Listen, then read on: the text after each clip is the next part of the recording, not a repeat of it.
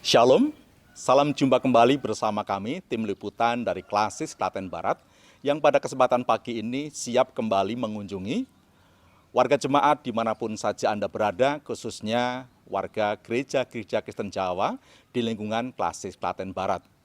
Ibadah bisa kita kembali hadirkan melalui live streaming dan juga siaran di 91,6 MHz Radio Siaran Publik Kabupaten Klaten.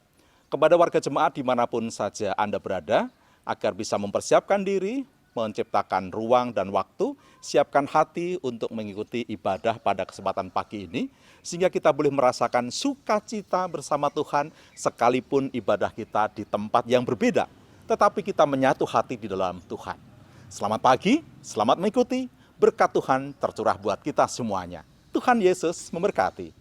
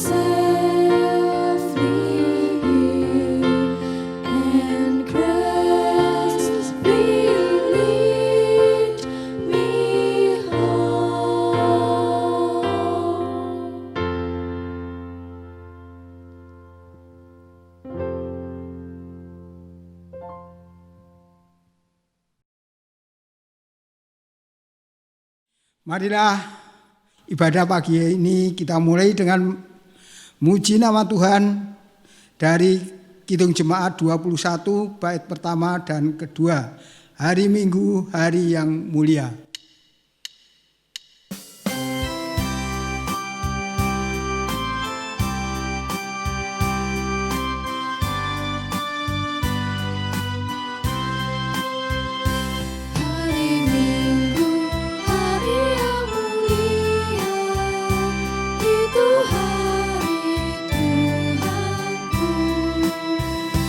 Ia bawa rasa bahagia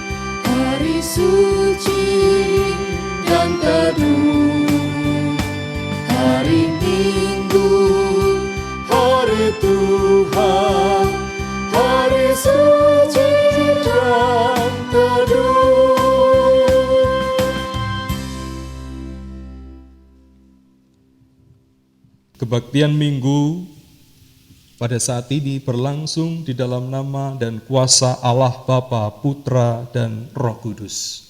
Amin.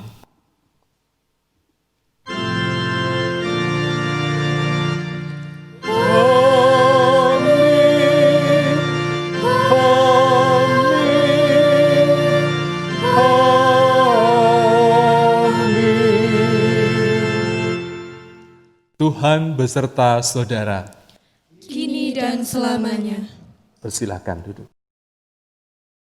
Jemaat yang terkasih dalam Tuhan Yesus Kristus,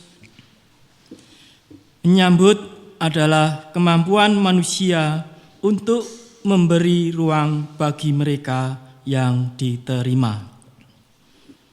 Menyambut tamu berarti memberi ruang agar tamu dapat masuk ke dalam ruang perjumpaan dalam rumah kita.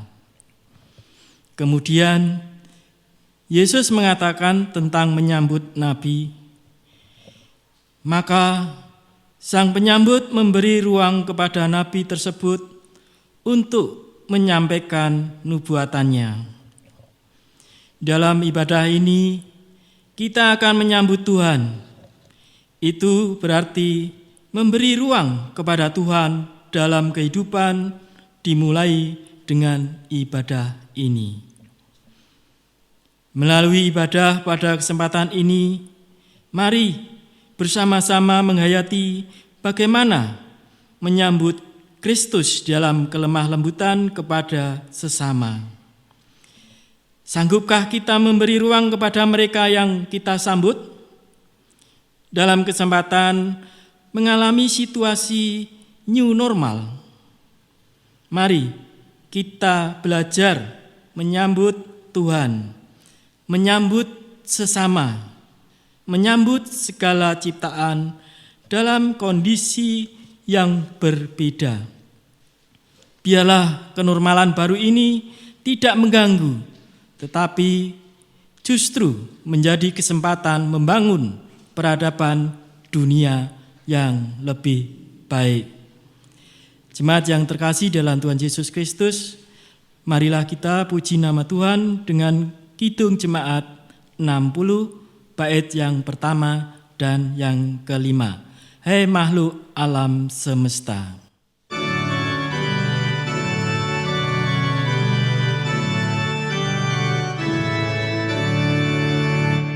Hai makhluk alam semesta, Tuhan Allahmu pujilah. Haleluya, haleluya.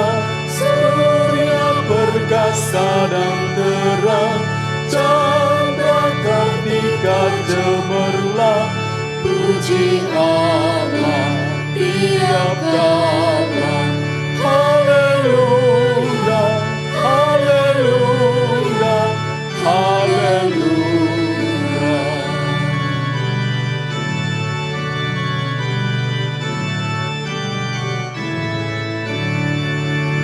Kamu yang tabah bergeluh, insan pengampun dan lembut. Haleluya, haleluya. Damai menghias hatimu, mahkota surga bagimu. Puji Allah tiap kala. Haleluya, haleluya, haleluya. Jemaat yang dikasihi Tuhan, saat ini kita diberi kesempatan untuk datang kepada Tuhan, menyesali segala dosa dan memohon pengampunannya. Mari kita datang kepada Tuhan melalui doa secara pribadi.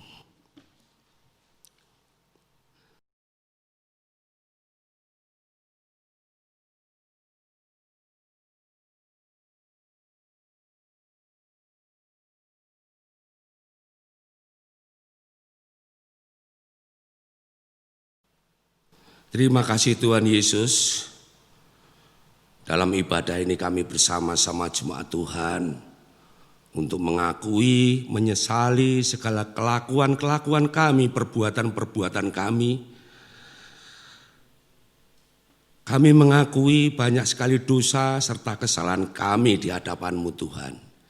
Kiranya Tuhan ampuni dosa-dosa kami. Hanya di dalam kasih Tuhan Yesus Kristus kami berserah diri dan bersama-sama berdoa. Amin. Jemaat yang dikasihi Tuhan, marilah kita menyesali dosa-dosa kita. Kita lahirkan di dalam hati kita memuji nama Tuhan.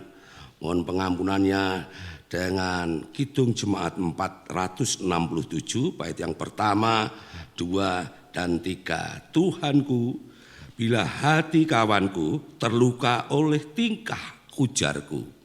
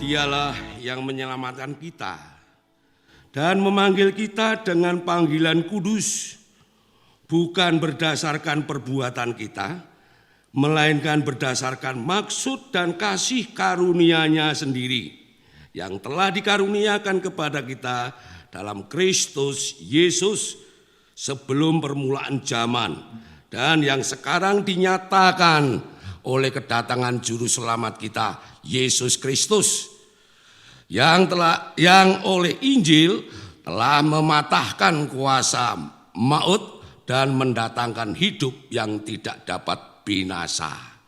Firman tadi kami ambil dari 2 Timotius 1 ayat 9 dan 10. Demikian berita anugerah dari Tuhan. Syukur kepada Allah. Damai Kristus bagimu Dan bagimu juga. Bersama-sama kita puji nama Tuhan. Kidung Jemaat 353 bait pertama dan kedua, sungguh lembut Tuhan Yesus memanggil.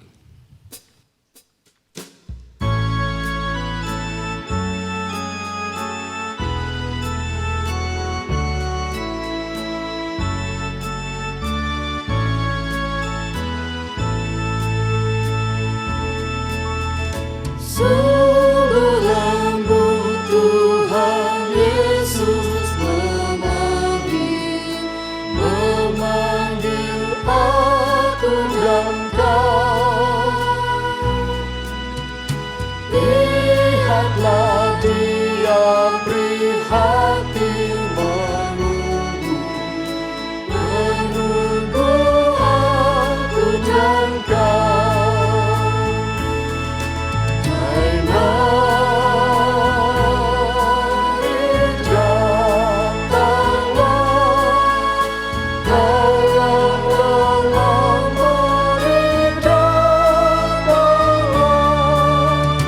Sungguh lembut Tuhan Yesus memanggil. Jangan sesat, marilah.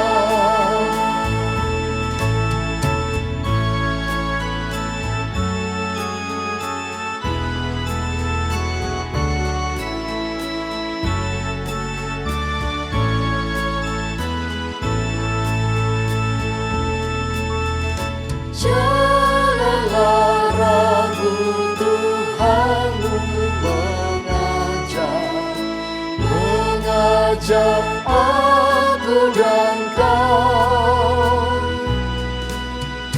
Jangan enggan menerima kasih-Nya terhadap aku dan kau.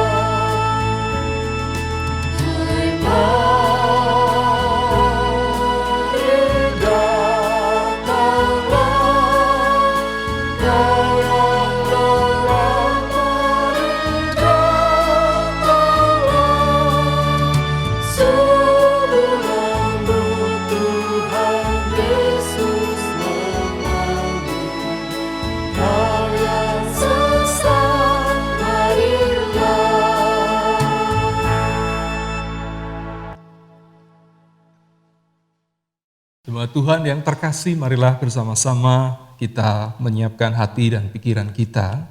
Kita akan menerima firman Tuhan, dan untuk itu kita bersama-sama berdoa.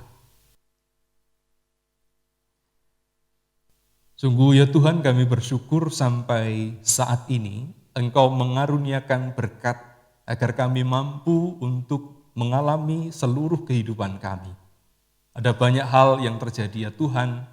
Kami mohon berkat-Mu agar setiap apapun yang boleh terjadi, mampu kami cerna sebaik-baiknya, bahkan kemudian menjadikan seluruh kehidupan kami semakin jelas untuk hidup di dalam kehendak-Mu.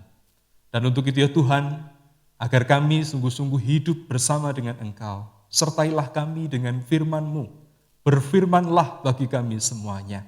Dan untuk itu pada saat ini, berikanlah firman-Mu bagi kami semua ya Tuhan, melalui hamba-Mu yang terbatas ini. Sedemikian juga karya Roh Kudus, kami mohon agar memberikan terang-Nya dan memampukan kami untuk memahami kebenaran firman-Mu. Kami serahkan ya Tuhan seluruh permohonan ini dalam tangan kuasa-Mu. Dalam nama Tuhan kami, Tuhan Yesus Kristus, bersama-sama kami berdoa. Amin. Ya, jemaat Tuhan yang terkasih, mari bersama-sama kita mendengarkan firman Tuhan. Dan bacaan kita pada saat ini akan kita terima dari Injil Matius, Injil Matius 10 ayat 40 sampai dengan 42. Injil Tuhan Yesus Kristus menurut kesaksian Matius dari Matius 10 ayat 40 sampai dengan 42. Yang demikian firman Tuhan. Barang siapa menyambut kamu, ia menyambut aku. Dan barang siapa menyambut aku, ia menyambut dia yang mengutus aku. Barang siapa menyambut seorang nabi sebagai nabi, ia akan menerima upah nabi. Dan barang siapa menyambut seorang benar sebagai orang benar, ia akan menerima upah orang benar. Dan barang siapa memberi air sejuk secangkir saja pun kepada salah seorang yang kecil ini, karena ia muridku, aku berkata kepadamu, sesungguhnya ia tidak akan kehilangan upahnya daripadanya. Demikianlah firman Tuhan yang bersama-sama kita terima dari Injil Matius 10 ayat 40 sampai dengan 42. Dan yang berbahagia adalah mereka yang senantiasa mendengarkan firman Tuhan dan melakukannya dalam kehidupan sehari-hari. Haleluya.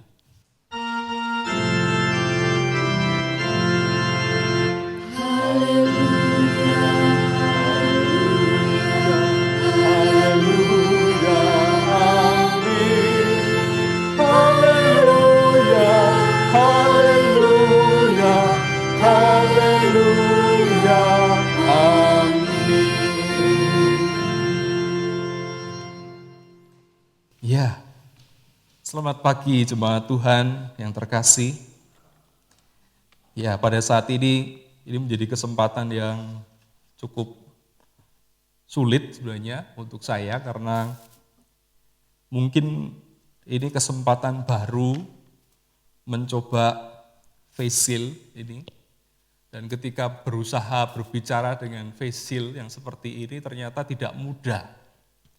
Dan kalau kemudian kita mungkin berbicara ditutupi dengan face shield yang seperti ini, ada dua kemungkinan yang terjadi. Yang pertama, uap dari mulut kita itu akan kelihatan. Jadi seolah-olah face shield ini akan mengembun. Dan di bagian yang kedua, yang kalau kemudian orang itu tidak pernah melihat ada orang yang menggunakan face shield seperti ini, kemungkinan besar akan mengatakan, kuwi gunane nggo ngopo? Bahkan ada yang akan mengatakan, itu aneh. Itu suatu tindakan yang aneh, kenapa harus ditutupi? Bahkan kalau kemudian tadi saya mencoba mendengarkan apa yang menjadi obrolan para majelis di atas itu, ternyata memang masuk di zaman atau di era new normal itu tidak mudah. Semuanya dibatasi. Dan ketika semuanya dibatasi, orang yang biasanya bisa bernafas, orang yang biasanya bisa bertemu, orang yang biasanya bisa berbicara, orang yang biasanya bisa berdekat-dekatan, gitu, menjadi terganggu dengan kebiasaan itu. Nah, kalau kemudian kita bersiap untuk memasuki new normal, apalagi di beberapa gereja sudah mulai menata diri untuk membuka ibadah umum, saya kira situasi yang semacam ini yang perlu kita cerna bersama-sama. Apakah dalam kondisi yang seperti ini, kita ini betul-betul masuk dalam situasi yang normal atau tidak? Kalau saya mengatakan memang ini kalau diukur dari situasi kenormalan yang lalu, ini sangat tidak normal. Setiap kegiatan kita, setiap tindakan kita, setiap pertemuan kita, itu semuanya dibatasi. Dan itu menjadi sangat tidak normal. Lalu new normal itu harusnya dilakukan dengan cara seperti apa? Nah ini salah satunya. Kita perlu membiasakan diri untuk melihat keanehan-keanehan. Kita perlu membiasakan diri untuk merasakan bahwa apa yang saya temui saat ini kalau tidak berjabat tangan itu tidak aneh. Kalau saya menjaga jarak itu tidak aneh. Kalau saya bertemu orang kemudian tidak, sebut saja langsung mungkin agak sedikit membuat jarak gitu, itu juga tidak aneh. Nah dengan cara ini kita akan bisa merasakan bahwa sebenarnya apa yang sedang kita lakukan semua, ini memang betul-betul situasi memasuki masa kenormalan yang baru. Bukan kenormalan yang lalu, tapi kenormalan yang baru yang saat ini sedang kita buat bersama-sama. Nah Bapak Ibu saudara yang terkasih dalam Tuhan, secara khusus di minggu ini, kita diundang dengan sebuah tema yang cukup menarik, berdasarkan dari bacaan dari Matius 10 ayat 40 sampai dengan 42 tadi.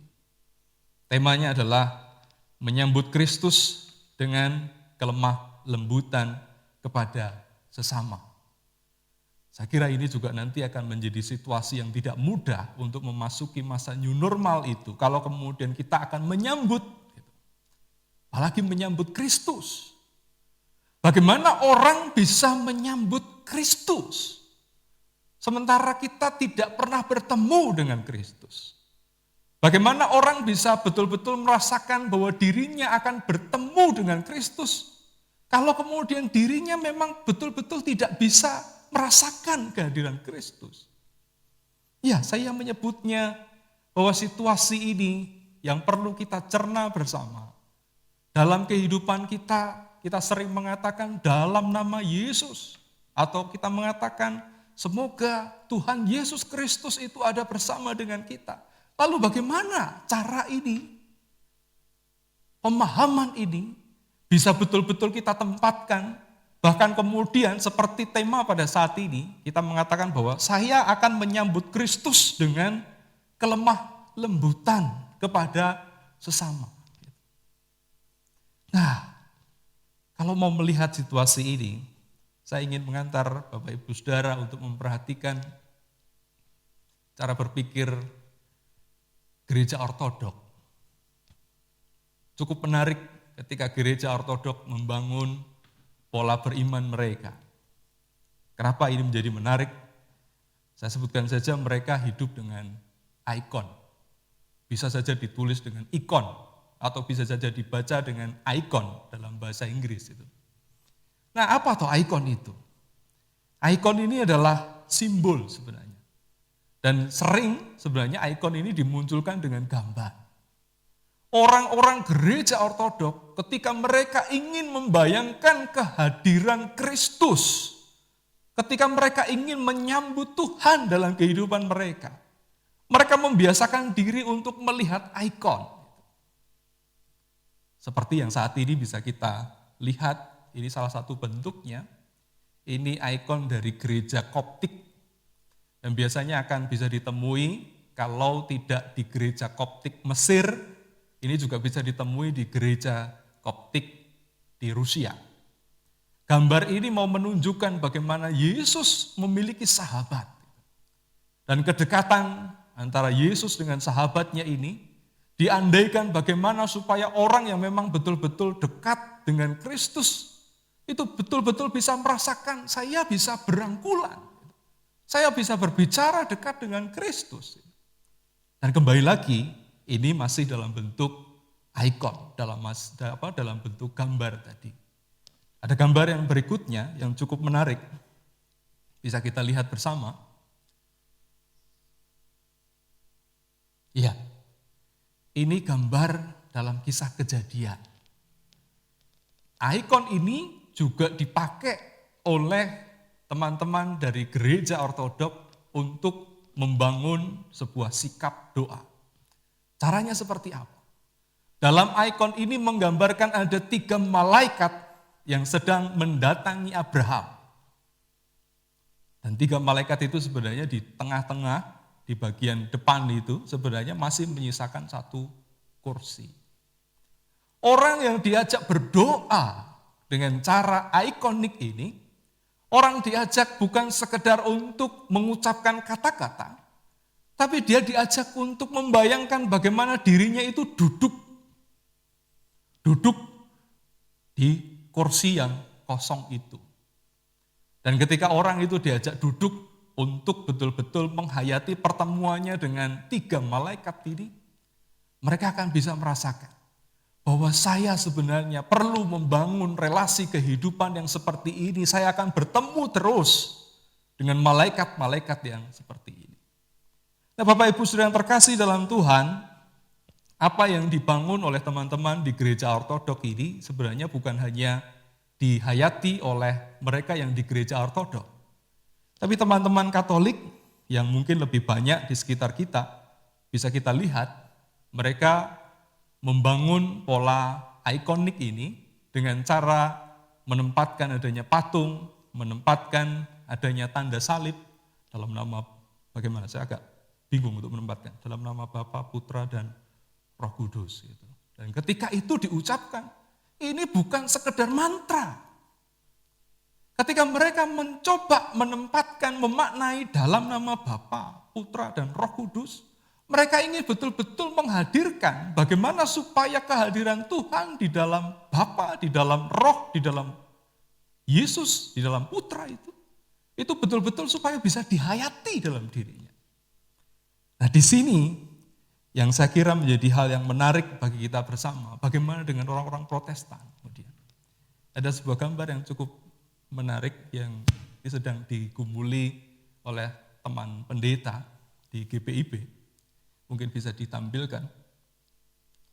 Ya, ini adalah gambar rosario. Gambar rosario ini biasanya dipakai oleh teman-teman Katolik juga sebenarnya.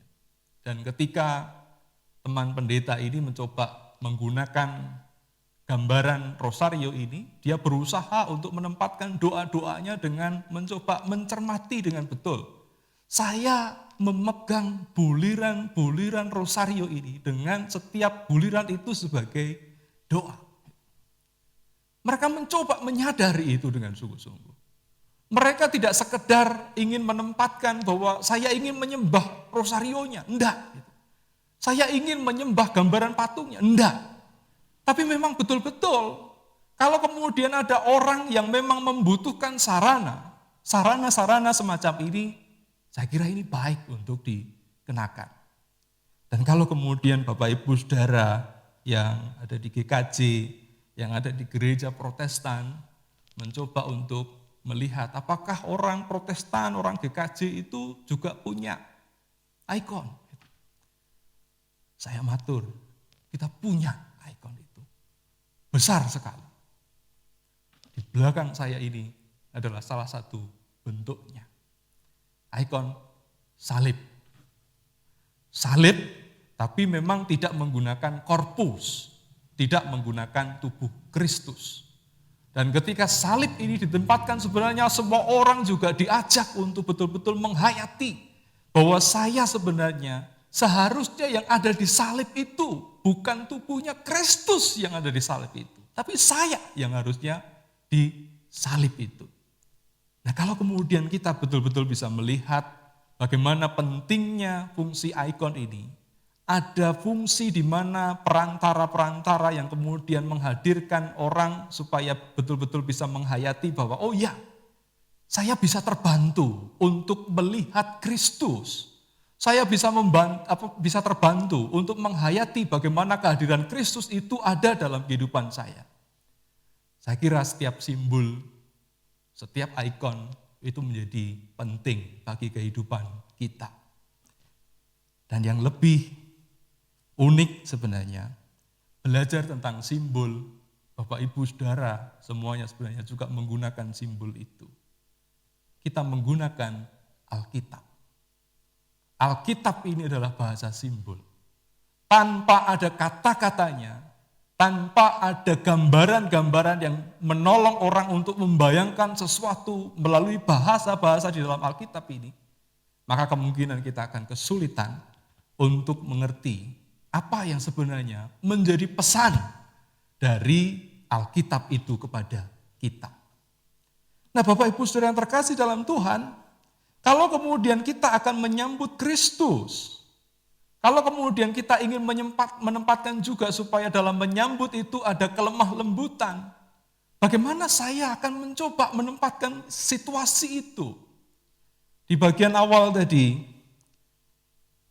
Bapak Majelis tadi juga sudah mengatakan bahwa menyambut itu berarti memberi ruang. Menyambut itu berarti memberi kesempatan supaya apa yang ada di dalam diri kita itu tidak terganggu dengan apa yang sebenarnya akan datang dalam kehidupan kita. Dan kalau kemudian kita betul-betul menyambut siapa yang datang itu, maka yang terjadi sebenarnya, apa yang kita miliki, sedemikian juga dengan apa yang datang, itu akan membangun sebuah kolaborasi yang sangat luar biasa. Bapak Ibu Saudara yang terkasih dalam Tuhan, saya ingin mengajak untuk melihat pikiran dari teman dari ortodok, yaitu dari John Sisiulas. Dia mencoba untuk mengajak siapapun yang ingin melihat Kristus, dia diajak untuk melihat bagaimana ada simbol yang cukup kuat sebenarnya. Simbol itu bukan sekedar ikon, simbol itu bukan sekedar gambar-gambar, tapi simbol kehadiran Kristus itu adalah gereja. Sisiulas mengatakan bahwa kalau kemudian kita ingin menghayati bagaimana Kristus itu betul-betul hadir dalam kehidupan kita, bagaimana kita akan menyambut Kristus itu dalam kehidupan kita, maka lihatlah gereja. Kenapa kita bisa melihat Kristus melalui gereja? Saya ingin mengajak Bapak Ibu Saudara untuk melihat apa yang terjadi dalam penghayatan-penghayatan iman kita ketika kita ingin menyambut Kristus. Yang pertama, seringkali orang hanya ingin melihat bahwa Yesus itu sebagai sosok yang lemah lembut. Kalau itu yang ingin kita lihat dalam kehidupan bergereja kita, apakah kita bisa menemui itu dalam kehidupan jemaat? Tentu bisa. Kalau kita memperhatikan ada orang yang lemah lembut di sana, kita tidak sekedar melihat kelemah lembutan orang itu. Tapi bagaimana kita bisa mencermati ada ikon Kristus yang akan kita terima, dan dalam posisi itu kita bisa melihat bahwa kelemah lembutan yang dimiliki oleh saudara kita itu sebenarnya dia menggambarkan kehadiran Kristus. Dan bagian yang kadang kala sulit itu mengatakan, orang Kristen itu seharusnya tidak boleh marah-marah. Orang Kristen itu seharusnya tetap lemah lembut, dalam kelemah lembutan itu tidak boleh ada marah-marah. Tapi bagaimana kalau kemudian kita membaca kisahnya Yesus yang menjungkir balikkan rumah ibadah? Bapak Ibu Saudara yang terkasih dalam Tuhan, tentu ini bukan dalam rangka supaya kita juga marah-marah juga. Ini dalam rangka kalau kemudian kita memperhatikan ada jemaat, ada orang-orang yang di sekitar kita yang ternyata dia harus marah. Agar diri kita ini betul-betul mampu menangkap kehadiran Kristus, supaya kita betul-betul mampu menyambut Kristus. Yang pertama yang perlu kita lihat adalah ini loh. Yesus pun juga pernah marah. Dan ketika Yesus itu marah, kita bisa tertolong untuk menghayati, bukan saya seharusnya yang menempatkan supaya saya juga ikut marah. Tapi saya harusnya juga bisa melihat bagaimana Yesus yang sudah marah itu menolong saya untuk memperhatikan bahwa dalam diri saudara kita, dalam diri jemaat yang sedang kita hadapi itu, dia juga menghadirkan sisi Kristus.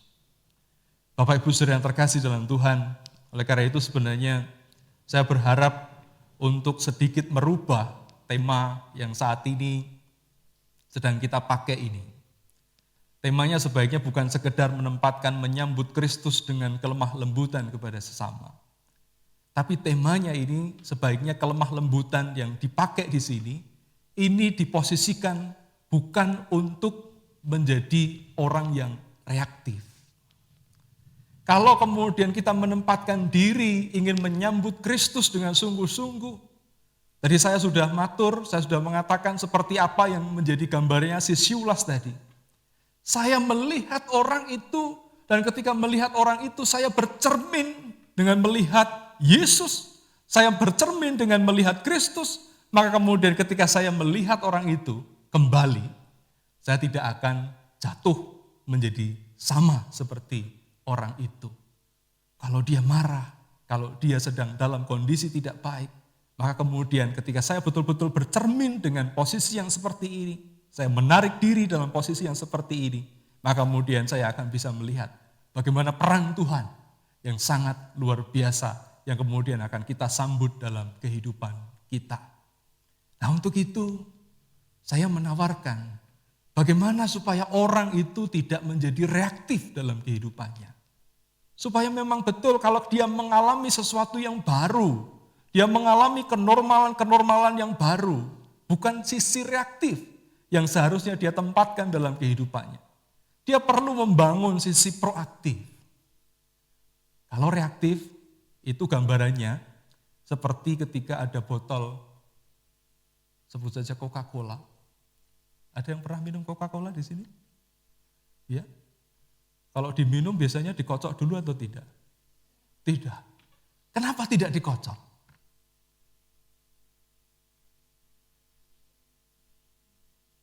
Iya, kalau dikocok itu biasanya akan keluar semua.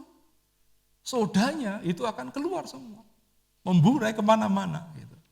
Dan orang yang reaktif sebenarnya, ketika dia melihat sesuatu, ketika dia merasa tidak cocok, dia akan seperti ini. Seperti Coca-Cola yang dikocok dan kemudian ketika dia tidak bisa mengendalikan dirinya, dia akan memburai kemana-mana. Bapak Ibu Saudara yang terkasih dalam Tuhan, ikon, simbol, gambaran tentang kehadiran Kristus yang menolong kita untuk berhenti sejenak melihat adanya situasi-situasi yang seharusnya membuat diri kita menjadi proaktif. Itu adalah lawan dari situasi reaktif tadi. Kalau kemudian kita betul-betul mencoba untuk melihat situasi itu dengan, oh ya saya memang melihat ini, tapi mungkinkah saya melihat Yesus di dalam itu?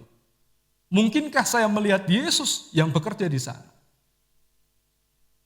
Kita akan berhenti sejenak.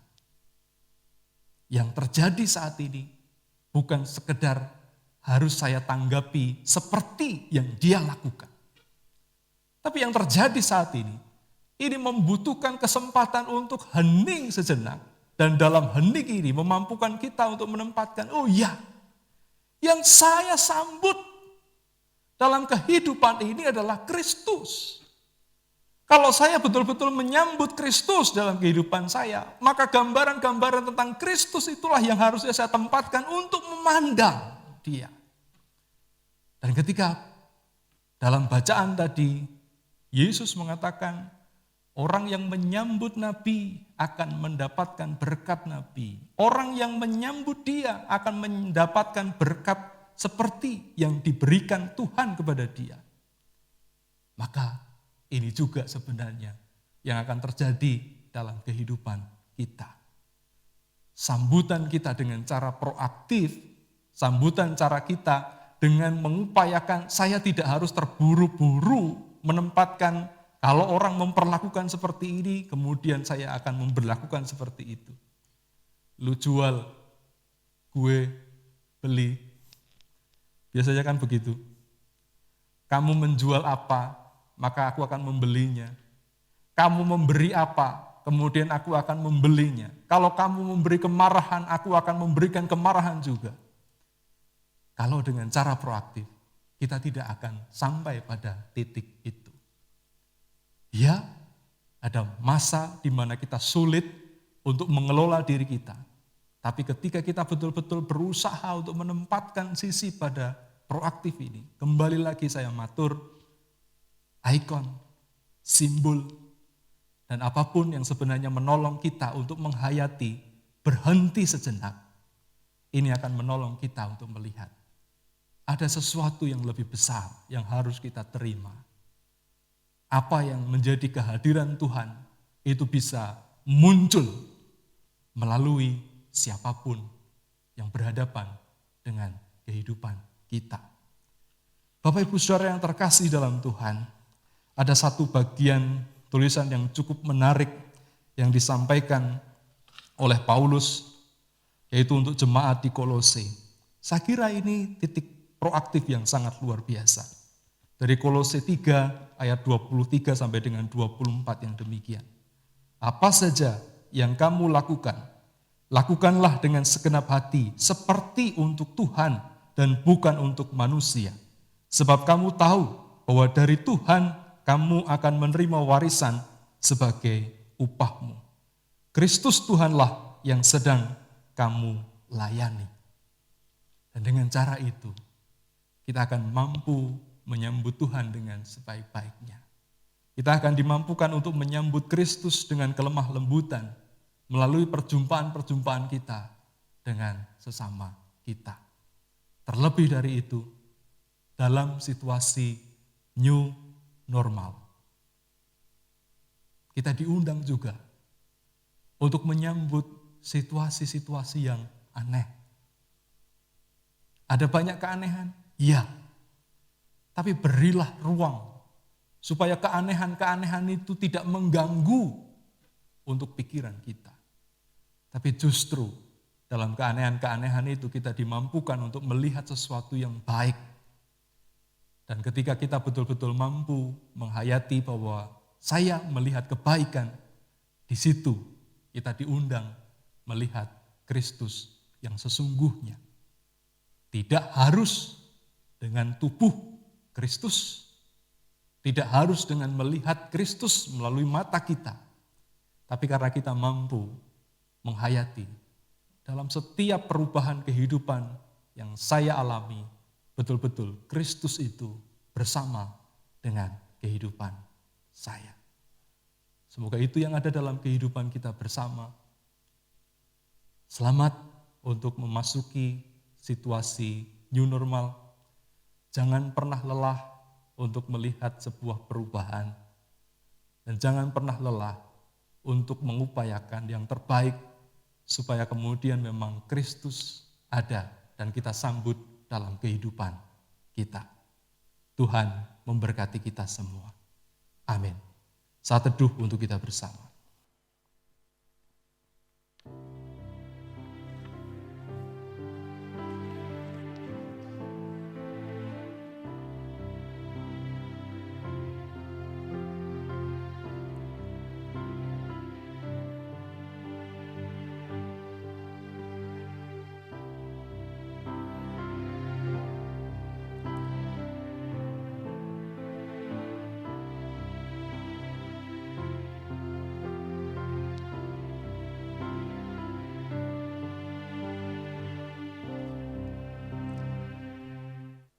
Jemaat yang dikasihi Tuhan Yesus Kristus, tibalah saatnya kita mengaturkan persembahan.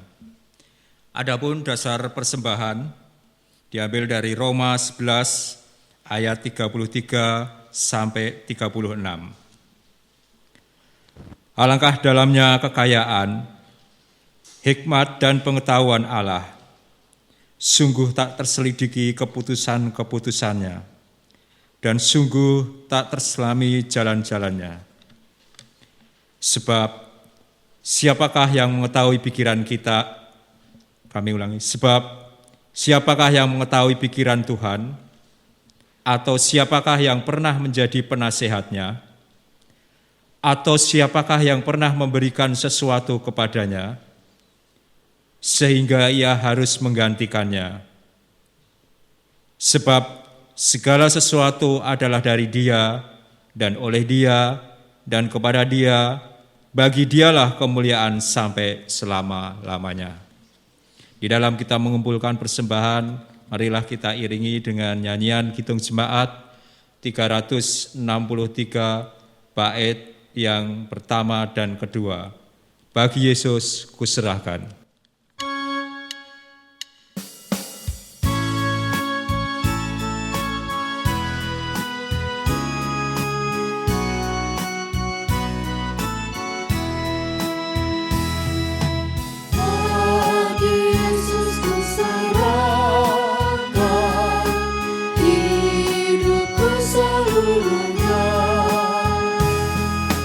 Hati dan perbuatan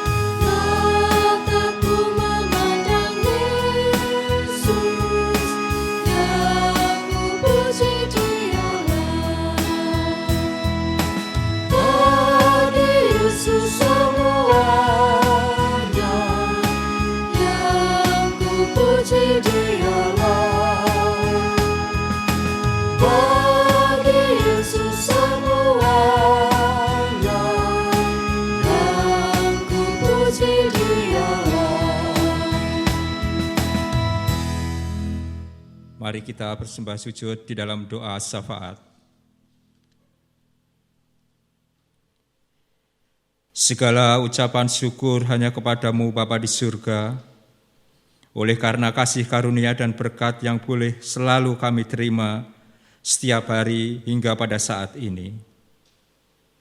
Kami tahu dan percaya semua berkat yang kami peroleh itu karena kemurahan-Mu di dalam kehidupan kami. Untuk itu Bapa di surga, sebagai bukti ungkapan syukur kami kepadamu, saat ini kami mengaturkan sebagian rezeki sebagai persembahan. Kuduskan dan terimalah persembahan kami ini, agar supaya persembahan ini boleh menjadi berkat buat pelayanan-Mu, dimanapun persembahan ini diperuntukkan dan digunakan. Pada kesempatan ini, kami juga berdoa untuk keadaan negara kami Tuhan, yang sampai saat ini masih berstatus new normal di dalam menghadapi penyakit corona. Kami berdoa bagi pemerintahan kami di dalam mengambil kebijakan, berikan kemampuan dan kebisaan. Demikian pula kami berdoa bagi para medis yang ada di garda paling depan di dalam penanganan penyakit COVID ini Tuhan. Berikan kemampuan dalam melayani dan merawat kepada saudara-saudara kami yang terkena penyakit COVID pada saat ini. Demikian pula kami berdoa bagi saudara-saudara kami yang saat ini juga terkena virus COVID-19. Kami serahkan dan percayakan ke dalam tangan kuasa Tuhan. Jamahlah dan urapilah serta berikan penghiburan kepada mereka, sehingga saudara-saudara kami tersebut mendapatkan kesembuhan kembali dan bisa berkumpul bersama untuk memuji dan memuliakan nama-Mu. Tidak lupa juga Tuhan, kami berdoa bagi jemaat-Mu dimanapun berada, terkhusus bagi warga jemaat di Klasis Klaten Barat ini Tuhan, berkati di dalam kehidupannya untuk selalu berjalan sesuai dengan kehendak-Mu. Dan kami bersyukur sudah diberikan kesehatan dan diberikan kesempatan untuk beribadah, memuji, dan memuliakan nama-Mu. Untuk selanjutnya Bapa di surga, perkenankanlah kami doa sesuai dengan ajaran-Mu, yaitu doa Bapa kami. Bapa kami yang ada di surga, dikuduskanlah nama-Mu, datanglah kerajaan-Mu, jadilah kehendak-Mu di atas bumi seperti di dalam surga. Berikanlah kami pada hari ini makanan kami yang secukupnya, dan ampunilah akan kesalahan kami, seperti juga kami mengampuni orang yang bersalah kepada kami. Dan janganlah membawa kami ke dalam pencobaan, tetapi lepaskanlah kami daripada yang jahat, karena Engkaulah empunya kerajaan, kuasa, dan kemuliaan sampai selama-lamanya. Amin.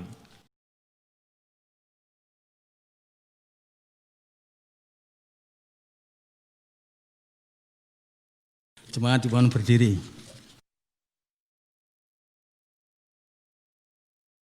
Marilah kita bersama memperbarui pengakuan iman percaya kita dan mengucapkan pengakuan iman rasuli bersama-sama. Aku percaya kepada Allah Bapa yang Maha Kuasa, Khalik langit dan bumi, dan kepada Yesus Kristus, anaknya yang tunggal Tuhan kita, yang dikandung daripada Roh Kudus, lahir dari anak darah Maria, yang menderita di bawah pemerintahan Pontius Pilatus, disalibkan, mati, dan dikuburkan, turun ke dalam kerajaan maut. Pada hari yang ketiga bangkit pula dari antara orang mati, naik ke surga, duduk di sebelah kanan Allah Bapa yang Maha Kuasa, dan akan datang dari sana untuk menghakimi orang yang hidup dan yang mati. Aku percaya kepada Roh Kudus, gereja yang kudus dan am, persekutuan orang kudus, pengampunan dosa, kebangkitan daging, dan hidup yang kekal.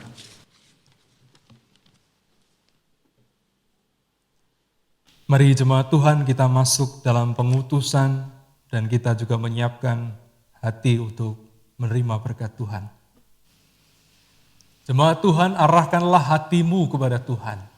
Kami mengarahkan hati kepada Tuhan. Jadilah saksi Kristus. Syukur kepada Allah, Terpujilah Tuhan. kini dan selamanya.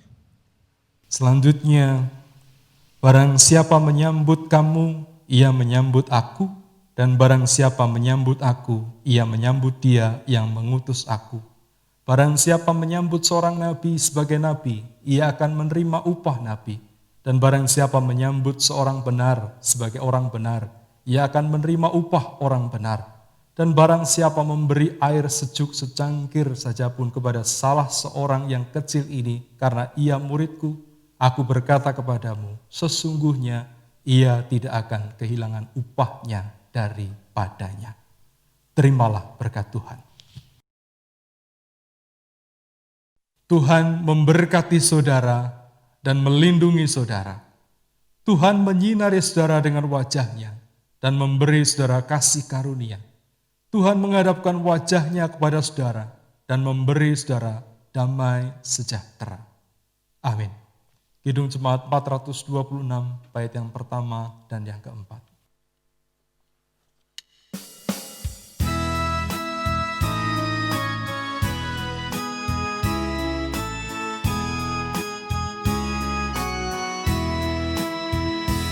Kita harus membawa berita pada dunia dalam gelap tentang kebenaran dan kasih dan damai yang menetap dan damai yang menetap. Menetap jadi teman pagi dan remang jadi siang terang. Kuasa Kristus kan nyata, ramai dan cemerlang.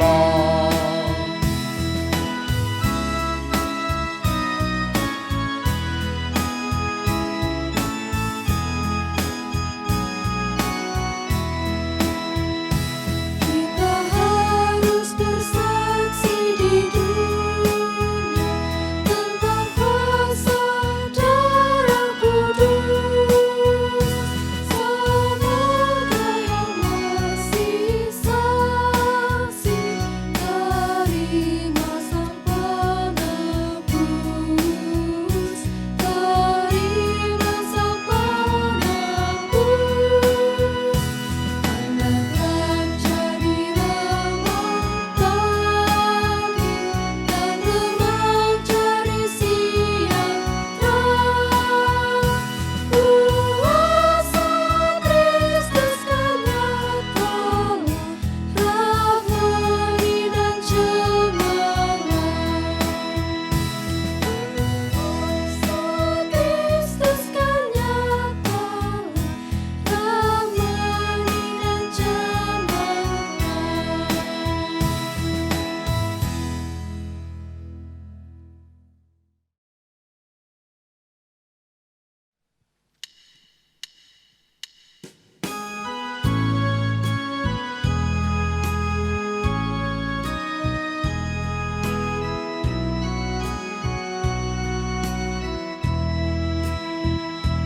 Bless the Lord, oh my soul, oh my soul, worship His holy name. Sing like never before, oh my soul, I worship Your holy name. The sun comes up, it's a new day dawn. It's time to sing Your song again. Whatever may pass and whatever lies before me, let me be singing in the evening come. Bless the Lord of my soul, oh my soul. worship His holy name. Sing like never before. Oh my soul, I worship Your holy name. Comes out, it's a new day dawn. It's time to sing Your song again. Whatever may pass and whatever lies before me, let's me be singing when the evening comes. Bless the Lord of my soul, oh my soul, worship His holy name. Sing like never before. Oh my soul, I worship Your holy name. Bless the Lord of my soul, oh my soul, worship His holy name. Sing like never before. Oh my soul, I worship Your holy name.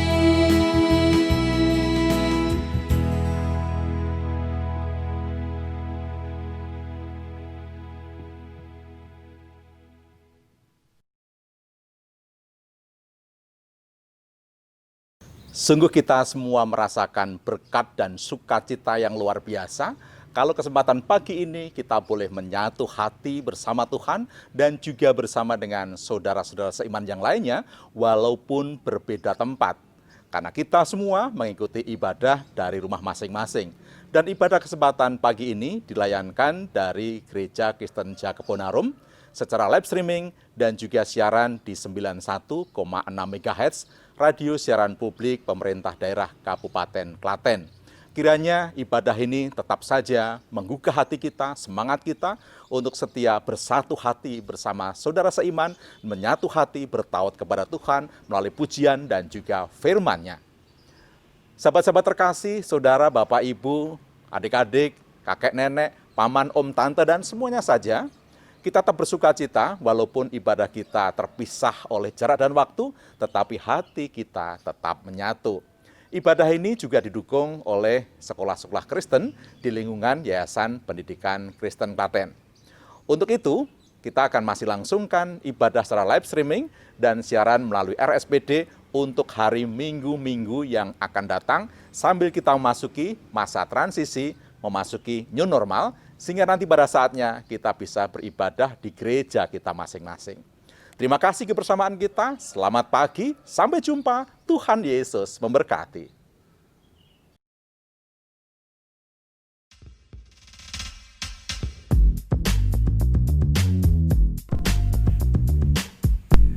Menyongsong generasi 100 tahun Indonesia Merdeka atau generasi emas bukan persoalan sederhana. Meletakkan dasar-dasar pendidikan berkarakter kebangsaan dan berkepribadian yang tangguh, serta syarat dengan kecerdasan intelektual, emosional, dan sosial. Maka mari memberikan pendidikan dasar dan menengah yang berkualitas, guna menyongsong tahun emas Indonesia Merdeka. Percayakan pendidikan putra-putri Anda di sekolah dasar dan menengah di lingkungan Yayasan Pendidikan Kristen Klaten. Yayasan Pendidikan Kristen Klaten melayani dengan hati menjadi yang terbaik.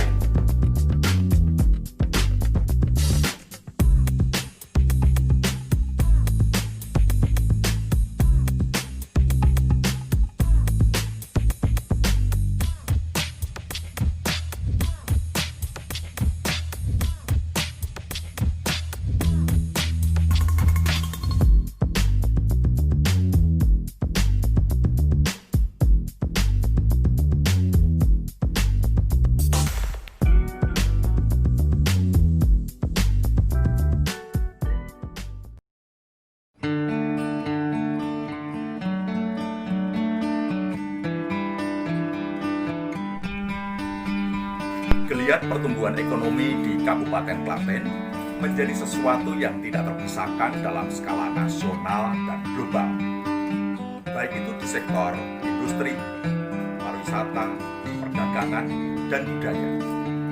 Maka mari kita siapkan generasi muda kita untuk masuk di dunia kerja dengan memasuki pendidikan yang berkualitas. SMK dan sekolah perhotelan yang ada di lingkungan Yayasan Pendidikan Kristen Klaten siap mengantarkan generasi muda menembus dunia kerja skala nasional dan global.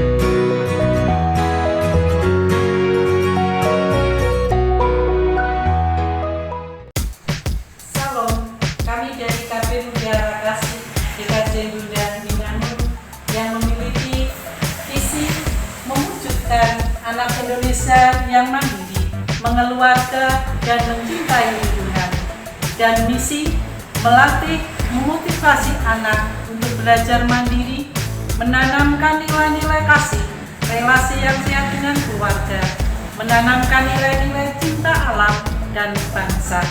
Kami juga memiliki fasilitas mainan di dalam dan mainan di luar. Kami juga punya program kasih bebas pendaftaran, bebas seragam, bebas SPP. Kami mengajak putra-putri Bapak Ibu untuk bergabung bersama kami. KB Mutiara Kasih.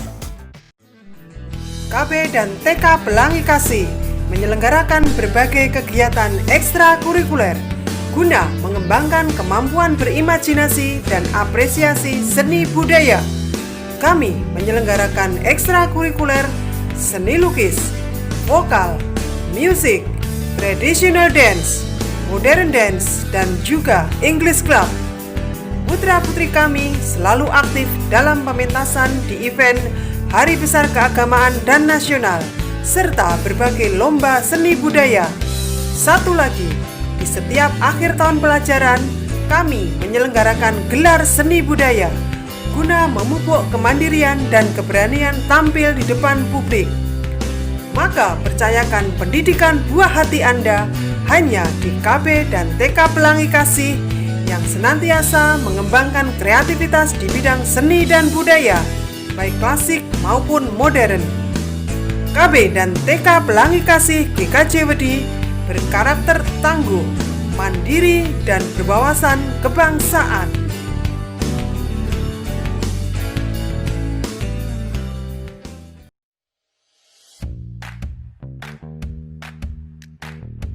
Dunia selalu berubah, maka pendidikan pun harus dinamis. Revolusi industri 4.0 harus diimbangi dengan pendidikan 4.0. TK Kristen Belas Kasih mendampingi anak-anak dengan pola pendidikan 4.0. karakter dan kreativitas anak ditumbuhkan dengan penuh kasih. Mari bergabung dengan klik https://gg.gg/ppdbtunas-kasih-20 atau WA 0815 7804 8965.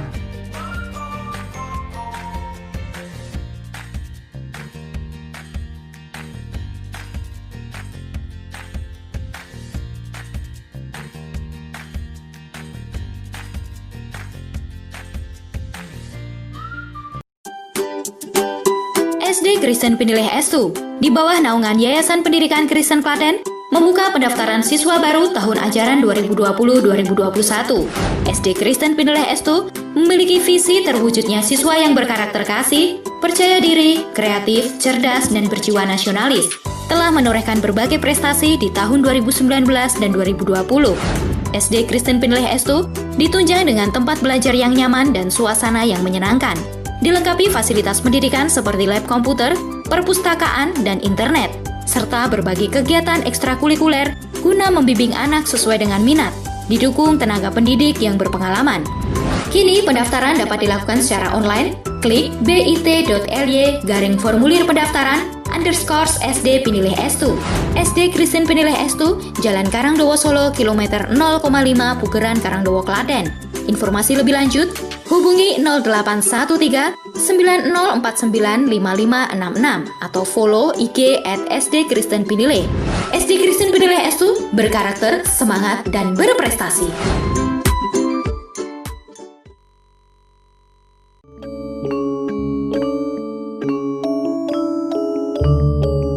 SD Kristen Manis Renggo beralamat di Randu Keling, Desa Tanjung Sari, Manis Renggo, Klaten.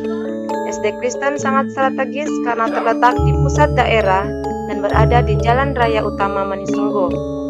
Dipimpin oleh Kepala Sekolah Bapak Didik Joko Suseno Sarjana Pendidikan, dibantu dengan para Dewan Guru, bersama-sama berusaha untuk mendidik siswa dan siswi agar dapat berkembang maksimal baik secara intelektual, karakter, dan spiritual. Untuk menunjang aktivitas dan kreativitas siswa, SD Kristen Manis Renggo memiliki kegiatan tambahan seperti pramuka, vokal grup, latihan musik, tari, dan kegiatan lainnya. SD Kristen Manis Renggo siap melahirkan generasi muda yang berguna bagi bangsa Indonesia. SD Kristen 2 Sumberjo beralamat di Dukuh Gudang, Desa Sumberjo, Kecamatan Klaten Selatan, Kabupaten Klaten. SD Kristen 2 Sumberjo dipimpin oleh Ibu Supriyem SPD sebagai Kepala Sekolah. Dibantu oleh Dewan Guru, bersama-sama mendidik siswa-siswi agar intelektualitas, karakter, dan spiritualitas berkembang baik. Visi SD 2 Sumberjo, terwujudnya anak didik yang mandiri, berprestasi, berbudaya, berdasarkan nilai-nilai Kristiani. Untuk menunjang kreativitas anak, maka dilaksanakan beberapa kegiatan ekstrakurikuler. Pramuka, paduan suara, seni tari, drum band, dan karawitan.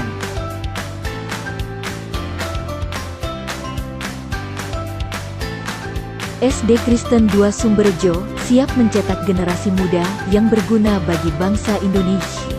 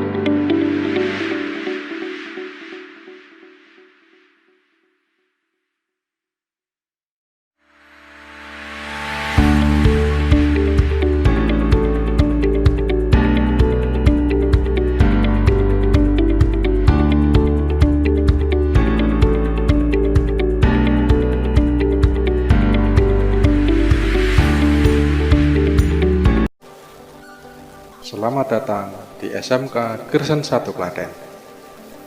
SMK Kristen 1 Klaten beralamatkan di Jalan Diponegoro, Gumulan, Klaten Tengah. SMK Kristen 1 Klaten memiliki 4 jurusan. Desain pemodelan dan informasi bangunan,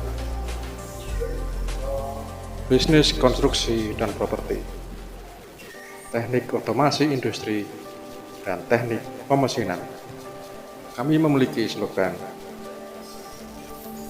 semangat, disiplin, fokus, dan santun. SMK Kristen 1 Klaten memiliki fasilitas tempat olahraga yang cukup memadai dan lengkap. Kami juga peduli dengan alumni yang kami miliki dengan mengadakan tes bersama dengan beberapa perusahaan. Segera daftarkan diri Anda melalui pendaftaran online yang teralamatkan bit.ly/pendaftaran_Krisaka. Selamat bergabung dengan SMK Kristen 1 Klaten. Terima kasih.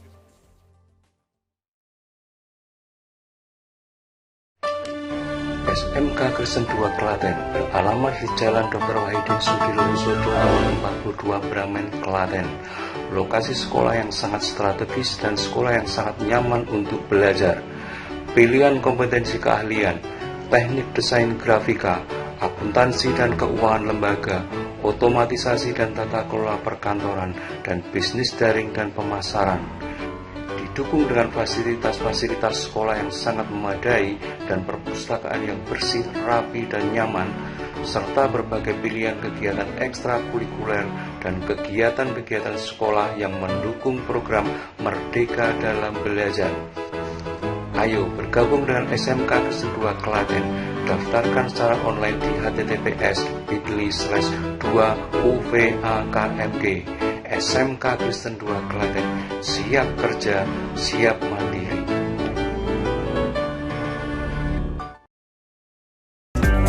Selamat datang di SMK Kristen Pedan, alamat Pensil, Bendo, Pedan. Menerima peserta didik baru tahun pelajaran 2020/2021. Kompetensi keahlian,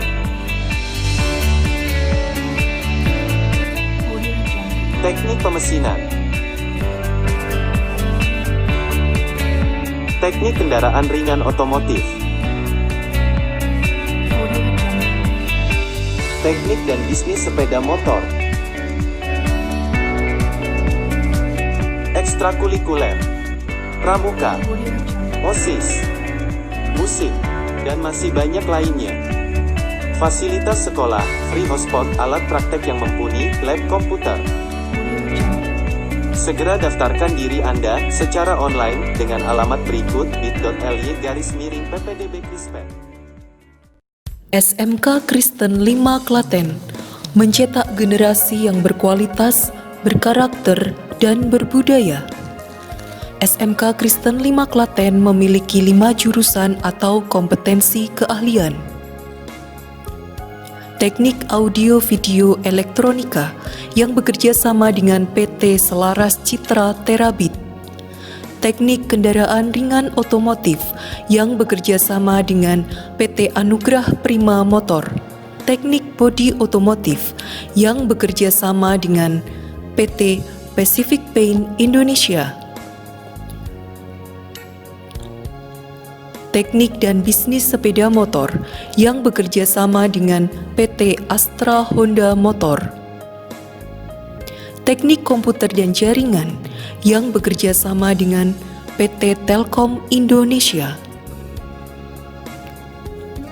Segera daftarkan diri Anda secara online. SMK Krisma bisa. Victoria Hotel School Klaten membuka pendaftaran siswa baru batch 8 kelas Juli 2020. Lembaga pendidikan yang beralamat di Jalan Wahidin Sudirohusodo nomor 42 Klaten Utara. Lembaga pendidikan dengan pengajar dari praktisi perhotelan dan berpengalaman di bidang perhotelan maupun kapal pesiar. Pendidikan dengan 80% praktik langsung, pendidikan singkat, pasti kerja, gratis konsultasi kerja, gratis pendampingan hingga dapat kerja, dengan biaya pendidikan yang terjangkau, serta fasilitas dan ruang praktik yang lengkap, dan tambahan praktik langsung di hotel. Tunggu apa lagi untuk Anda yang ingin berkarir di hotel dan kapal pesiar? Segera daftarkan diri Anda sekarang juga. Dapatkan free sertifikat BNSP untuk pendaftar di bulan April sampai dengan Mei 2020. Mau lulus langsung kerja? Ya hanya di Victoria Hotel School Klaten.